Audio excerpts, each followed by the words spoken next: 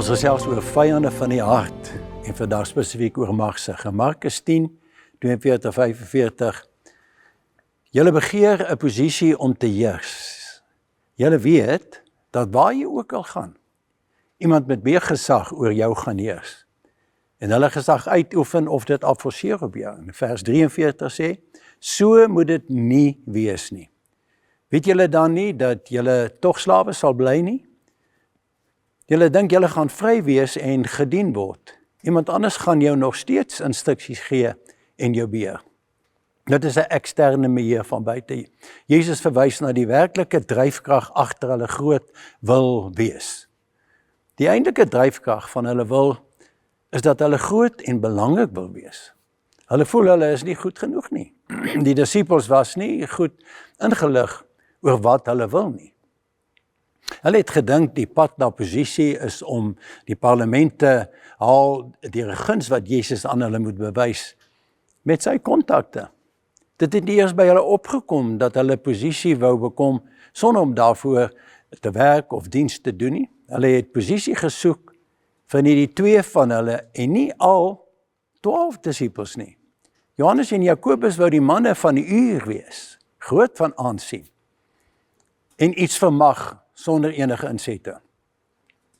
Dit het woede gewerk by die ander 10. 'n Parlementpos het sekere kriteria en kwalifikasie vereistes. Daar is vereistes aan verbonde. En selfs dan sê Jesus, sal daar nog steeds iemand wees wat oor jou heers. Dit sal en kan nie nou jou behoefte en begeerte bevredig nie. Jesus sê elders, ek gaan om vir julle op my manier 'n plek te berei. Kom ons begin sommer hier. As jy groot wil word, sê Jesus, moet julle 'n dienaar wees. As jy eerste wil wees, moet jy almal se slaaf wees. Kom ons kyk na die emosies agter hulle versoek. Wat het dit gedryf?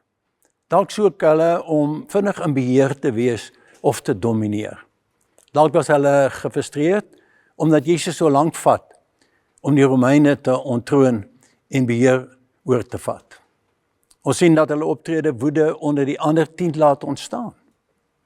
Dalk was daar jaloesie omdat dit sou meen dat hulle onder Johannes en Jakobus sou moes dien. Dalk het dit gevoel asof Johannes en Jakobus hulle voorgespring het. Jesus kalmeer die situasie deur aan hulle die ware, regte manier te verduidelik. Elkeen wat onder julle baie groot wil wees, moet eers jou mededisippels bedien en aan hulle 'n diens lewer. Trek 'n voorskot aan, sê hy. Jesus verklaar dat bediening begin by die wat die naaste aan jou is, jou huisgenote, jou geloofsgemeenskap, jou vriende.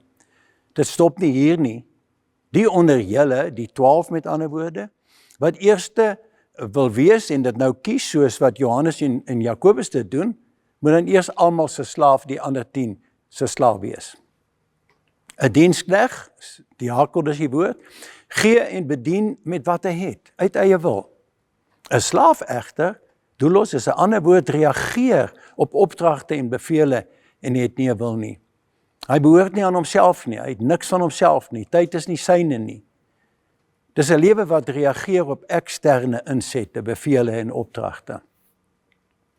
Ek wonder wie van die 12 het dit gekies. Wat sou jy kies? Om belangrik te wees? Of om te dien uit vrye wil? Of gedwing word om te dien? Ons gesels môre verder. 'n mooi en 'n gewillige dag vir jou.